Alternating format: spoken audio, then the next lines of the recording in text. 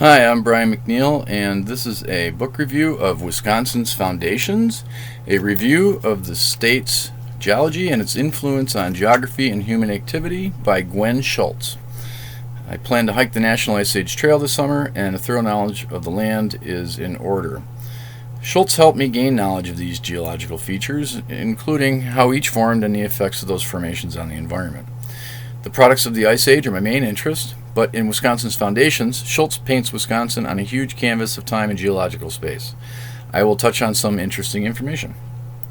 More than 250 billion years ago, geologically fast movements of the Earth's crust before and into the lower Precambrian period, events like major volcanic activity, intrusions, and folding of the Earth's crust, metamorphism of older rocks, it all settled and slowed and eventually formed the land that we see today.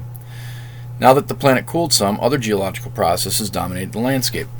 During the middle Precambrian, vast amounts of eroded rock sediment formed sandstone, shale, and limestone, and with deposits of iron in between. The upper Precambrian included more folding, intrusions, metamorphism, and had the widespread formation of quartzite, which started 1.6 billion years ago. During this time, a volcano created the Wolf River batholith, and sagging of the Earth's crust began to form Lake Superior. The beginning of the Paleozoic era saw vast erosion of the Canadian Shield, smoothing it almost flat, and it created a vast inland sea by the end of the late Cambrian, 500 to 475 million years ago. Starting at the late Cambrian and 200 million years after, Paleozoic seas nearly covered Wisconsin twice. Single-celled creatures, corals, brachiopods, trilobites, and eventually fish dominated the tropical seas over Wisconsin. Layers of sediment covered the seafloor, creating more rock and fossilized tropical plants and sea life that can be found around the state today. So at one time we were attached to Greenland and Europe. It was a supercontinent. Dinosaurs came, continents drifted, reptiles came and aged. Planet-wide extinction event led to the rise of mammals. Abundant Wisconsin quartzite eroded and deposited. Sand in the form of quartz buried the lower half of the state beneath sediment, which came from the upper half of the state as the glaciers retreated. And 2 to 3 million years ago, humans came on the scene. Ice ages have occurred throughout history, and each Wisconsin coverage comes from the Labrador ice sheet. The moraines take rounded forms like fingers as the lobe of each glacier reach into Wisconsin to compress and reform the land under their weight. Glaciers are years of compacted snow and ice, sometimes 2 miles thick. Gravity pulls them down slope, crushing and grinding everything beneath. And a warming planet sees glaciers retreat, leaving behind piles of earth called moraines, where the glaciers pushed rocks and gravel to the sides or ends. Smaller accumulations of deposits exposed by receding ice similar to moraines are called eskers. Cone-shaped deposits of sand and gravel called kames form through holes melted top down through the ice.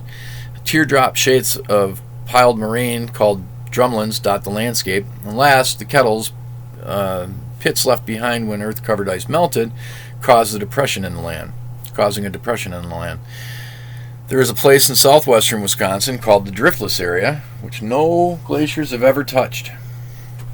The rolling hills of the Driftless area stand in stark contrast to the land scoured flat by ice. The moraines and features stretch from the St. Croix Falls in the west, northeast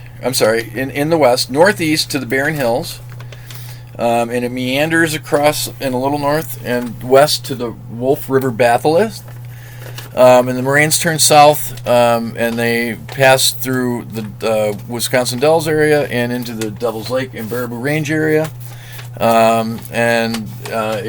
They continue down south to Janesville, where they turn north again. And the moraines form the Kettle Moraine Forest, which tracks into the Door County Peninsula. And here's some features that the ice left behind. In the St. Croix Falls, Wisconsin's westernmost moraines cross the Keweenawan Fault, where cool lava fields are pushed into a syncline or a U-shape. The St. Croix Falls and River Valley boasts uplifted and near vertical lava fields along the eastern side of the trough. Carved into some rocks along the river are near perfect cylinders created by smaller rocks swirling and grinding in the meltwaters and eddies of the Superior Glacier.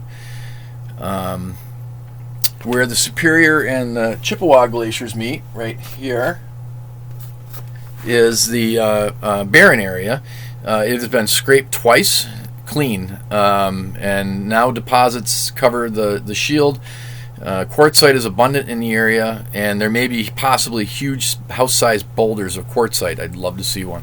And the Blue Hills are so named for a blue haze that surrounds them, and I will be walking right through there.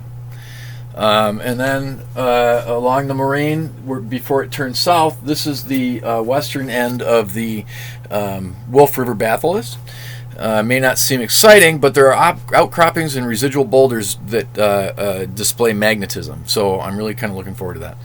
And then the Green Bay Glacier, which is all of this here.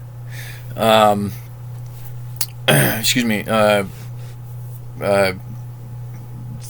formed the Baraboo Range, and it also borders the Driftless area, which is over here. Driftless.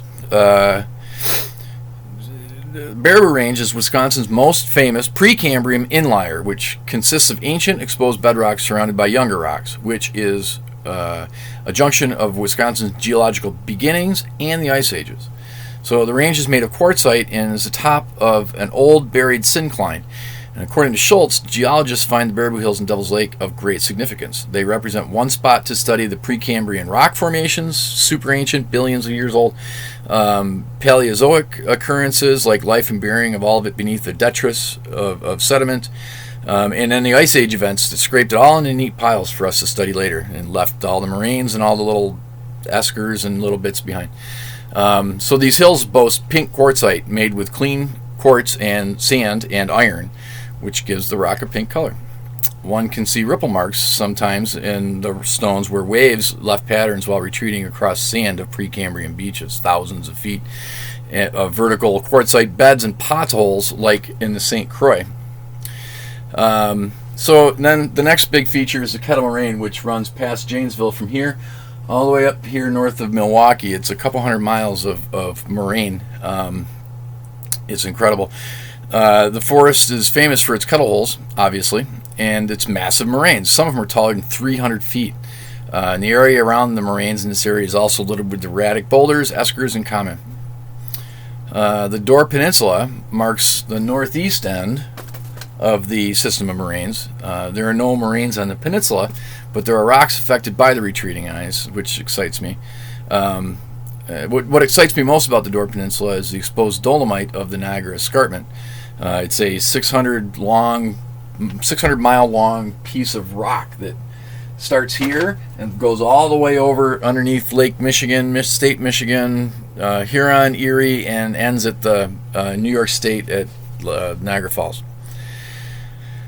And there's sandstone caves and cliffs left up here on top of that dolomite, which massive cliffs above Lake Michigan. Be amazing. So Wisconsin's foundations by Schultz proved to be way more than I needed to collect information on Ice Age features. Geological history doesn't change.